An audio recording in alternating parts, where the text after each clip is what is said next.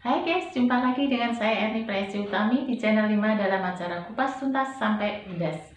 Pemirsa, pemutaran film G30 SPKI pada saat Orde Baru merupakan wajib untuk ditonton pada semua lapisan masyarakat.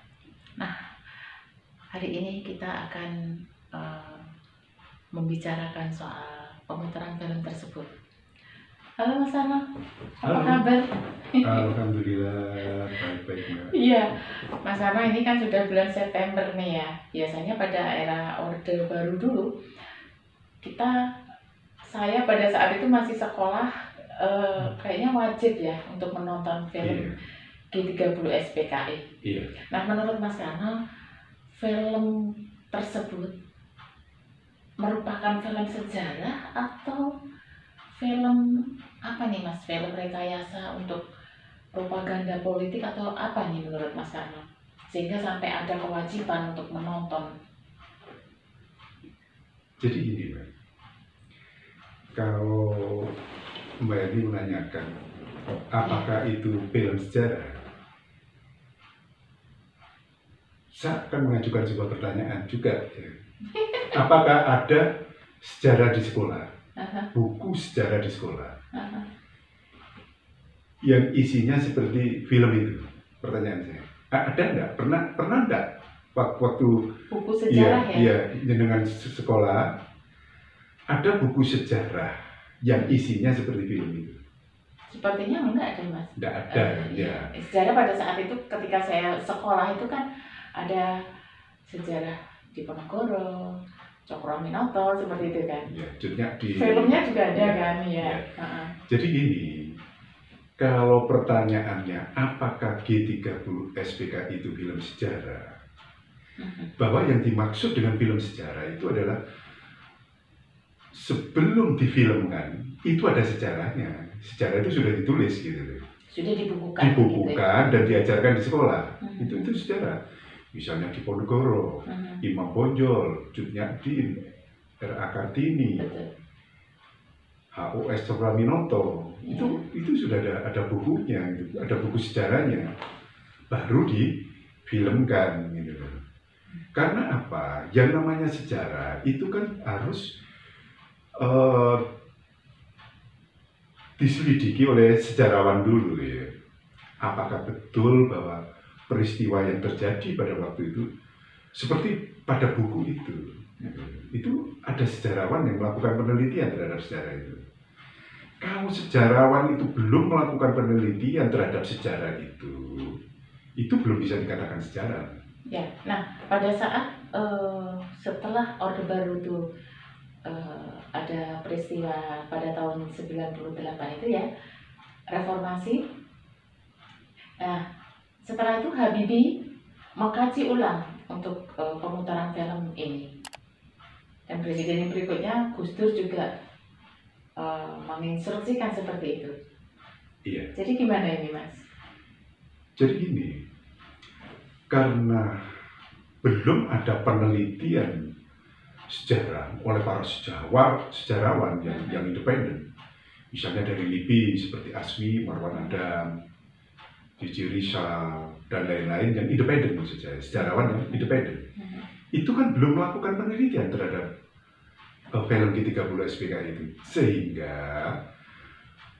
film G30 SPKI itu ketika Pak Habibie menggantikan pemerintahan Pak Harto, film itu dilarang beredar. Untuk dikaji. Iya, untuk dikaji ulang pada waktu itu. Kelayakannya layak nggak ini ditonton wajib gitu kan? Iya. Nah, setelah Gus Dur melanjutkan pemerintahan Pak Habibie, yang dimana Gus Dur terpilih sebagai presiden tahun 99 setelah reformasi, melalui Menteri Penerangannya Yunus Yosvia, Letnan Jenderal Yunus Yosvia juga melarang peredaran daripada film G30 SPKI itu. Kenapa? Karena belum ada penelitian sejarah kebenaran daripada cerita itu. Gitu. Nah, yang saat ini Mas, Ketua PA 212 ya, Bapak Ma'arif itu sepertinya juga menghimbau untuk masyarakat nobar ya untuk film G30 SPKI Ya, ada ini. lagi mantan Pangap. Mantan Pangap, karena di Jenderal Gatot ya, Nurmantio. ya. Ya. Nah itu disinyalir bahwasanya tanda-tanda kebangkitan PKI ini akan timbul. Jadi sebetulnya apa sih yang ditakuti dari PKI ini? Apa benar PKI ini harus kita takuti? Dan apa ya, bahaya latennya sangat dikhawatirkan. Jadi gini Mbak, kalau Mbak Erni menanyakan tentang nobar, Indonesia adalah negara demokrasi, orang mau nonton apa saja tidak apa, asal jangan nonton blue film misalnya di muka umum, karena ada undang-undang yang melarang itu. Itu dilarang Mbak. Tapi kalau dengan nonton film seperti itu, silakan. Siapa yang melarang? Tidak ada orang yang melarang. Kalau saudara percaya mau dibodohin mau, itu kan film propaganda pemerintahan Orde Baru, bukan sejarah. Itu G30 SPKI itu film propaganda politik pemerintahan Orde Baru. Nah, jadi artinya kan gini Mas, yang perlu kita waspadai, yang perlu dalam tanda kutip kita waspadai, bahkan ditakuti itu timbulnya kebangkitan Orde Baru. Betul. Sebagian betul, ada yang betul ya. menyatakan seperti itu. Jadi begini, justru yang perlu diwaspadai itu adalah bangkitnya pemerintahan Orde Baru ya. Karena apa? Bahwa Orde Baru itu sudah pernah berkuasa 32 tahun. Dan itu bagian dari sejarah ya. Iya. Iya kan. Dan melahirkan yang namanya KKN. Iya. Korupsi, nepotisme. Itu kan muncul ketika reformasi itu. Itu kan di dalam rezim Orde Baru selama 32 tahun itu. Jadi terminologi KKN, korupsi dan nepotisme, itu lahir ketika pemerintahan Orde Baru memimpin 32 tahun. Kalau orang takut kepada komunisme, apakah pernah, pertanyaan saya, komunisme itu memimpin di Indonesia? Pernahkah? Tidak pernah. Komunis berkuasa dan merugikan negara Indonesia? Belum pernah. Terus kalau komunisme itu ditakutkan, apakah komunisme itu seperti ular kobra yang beracun? Atau seperti buaya yang menerkam orang selfie di pinggir danau itu yang banyak di-share melalui WA itu, grup WA? Apa seperti itu? Kan tidak. Bahwa komunisme itu juga menerapkan trias politika, ada legislatif, yudikatif, eksekutif. Sama, hanya komunisme. Itu memang bukan demokrasi ala barat yang multi partai. Itu saja, bahwa komunisme itu partai tunggal, sedangkan demokrasi ala barat multi partai, kan itu saja. Itu sebenarnya perbedaannya. Jadi tidak ada yang ditakutkan. Jadi sudah jelas ya. Artinya tidak perlu dikhawatirkan, apalagi ditakutkan timbulnya kebangkitan PKI itu hanya isu politik. Nah, kalau yang dikhawatirkan itu bangkitnya PKI itu akan menjadi partai lagi, itu kan sudah jelas undang-undang yang mengatur. Bahwa setiap partai politik yang ada di Indonesia harus berasaskan Pancasila. Sedangkan PKI berasaskan komunisme.